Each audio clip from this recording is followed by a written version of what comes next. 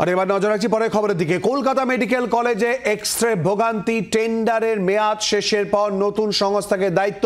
Medical কলেজে নতুন করে বসবে এক্স-রে যন্ত্র। আপাতত এক্স-রে করার দায়িত্ব সংলগ্ন স্কুল অব ট্রপিক্যাল মেডিসিনে।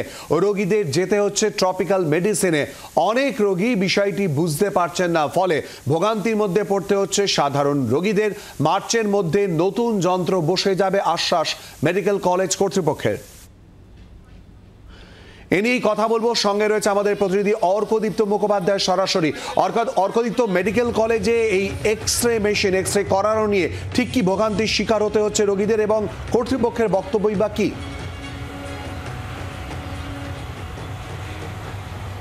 সেটাই তো দেখো, চলতি মাসেই শেষ হয়েছে যে সংস্থা এতদিন এক্স-রে মেশিনের দায়িত্বে ছিল তাদের টেন্ডারের মেয়াদ শেষ হয়েছে এই চলতি মাসেই, নতুন বছরেই শেষ হয়েছে।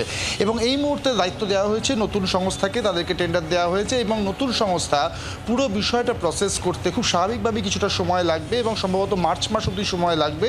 এবং মার্চ মাসের মধ্যেই পুরো নতুন মেশিন যেগুলো নতুন সংস্থা বসাবে সেগুলো বসিয়ে ফেলা হবে এবং আবারও আগের মতনই যেরকম প্রসেসে কাজ চলছিল সেই অনুযায়ী কাজ হবে। কিন্তু এর মাঝে এই যে প্রায় 2 মাস সময়টা, সেই সময় দাঁড়িয়েই কিন্তু রোগীদের পক্ষে বিষয়টা বুঝতে অসুবিধা হচ্ছে, কিভাবে হবে, কিছুটা সময়ও লাগছে, বেশি খানিকটা সময়ও লাগছে। এবং অনেকে বিভিন্ন জায়গা থেকে, বিভিন্ন জেলা থেকে রোগীরা কলকাতা মেডিকেল কলেজে আসেন, তাদের কাছে ব্যাপারটা কিন্তু পরিষ্কার হতে সময় নিচ্ছে। সংলগ্ন যে স্কুল অফ ট্রপিক্যাল মেডিসিন, সেখানেই পুরো এক্স-রে করার বিষয়টি দায়িত্ব দেওয়া হয়েছে মেডিকেল কলেজ কর্তৃপক্ষের তরফ থেকে। এবং ঠিক যে যে নিয়ম মেনে করা হয় সেই নিয়ম মেনেই ট্রপিক্যাল মেডিসিনে এই এক্স-রে করা হবে সম্পূর্ণ বিনামূল্যে, ঠিক যেমনটা হয়ে থাকে।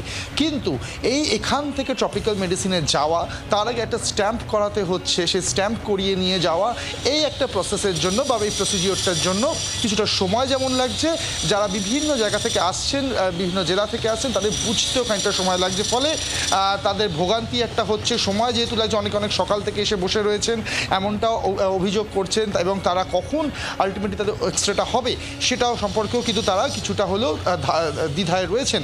তবে এমএসভিপি কলকাতা মেডিকেল কলেজের তিনি জানিয়েছেন এটা তারা খুব দ্রুত আরও যতটা স্মুথভাবে প্রসেসটা অপারেট করা যায় সেই ব্যবস্থা তারা করছেন এবং যত তাড়াতাড়ি সম্ভব সাধারণ মানুষ বা যারা আসছেন রোগীরা বা রোগীর বাড়ি আত্মীয়রা যারা আসছেন তাদের কাছে বিষয়টা আরও পরিষ্কার করে দেওয়ার জন্য। তবে তিনি আশ্বাস দিয়েছেন ব্যাপারটা আরও স্মুথ হয়ে যাবে খুব দ্রুতই এবং কোনো রকম যাতে অসুবিধার মুখে পড়তে না হয় রোগীদের, সেই ব্যাপারটাও তিনি নিশ্চিত করবেন। শিলাদিত্য, ধন্যবাদ অর্কদীপ্ত। আমরা শুনে নেব রোগীরা যারা এই সমস্যার কথা বলছেন মূলত ঠিকই বক্তব্য তাদের, আর অপরদিকে কর্তৃপক্ষ মেডিকেল কলেজ হাসপাতাল কর্তৃপক্ষের তরফ থেকেই বা কি বলা হচ্ছে শোনাবো। এই নাক কান গলার সমস্যা, তার জন্য এসছি। এক্সরে এখনো করানো হয়নি, এখন বলছে কি স্টাম্প মেরে আনতে হবে, ওই জন্য স্টাম্প মারতে এসছে এইখানটা। এই যে কোমরের ব্যথা, পুরো পাও দিয়ে ব্যথা হয়, হাঁটতে পারি না।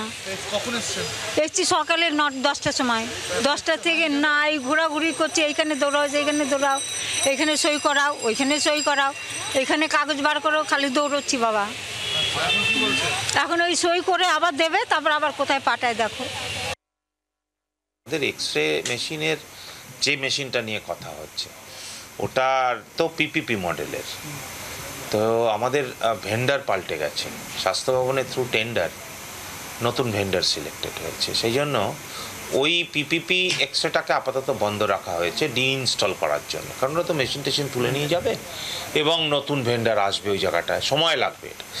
সেই জন্য একটা অ্যারেঞ্জমেন্ট করা হয়েছে যে এই সময় যে এক্সট্রা লোডটা আমার এই পিপিপি নিত সেটা এখন আমাদের স্কুল অফ ট্রপিক্যাল মেডিসিনের যে এক্সরে ডিপার্টমেন্ট তারাই পুরো লোডটা টেনে দেবে। আর 5টার পর থেকে এক্সট্রা লোডটা আমার মেডিকেল কলেজের যে এক্সরে ডিপার্টমেন্ট তারা করে দেবে।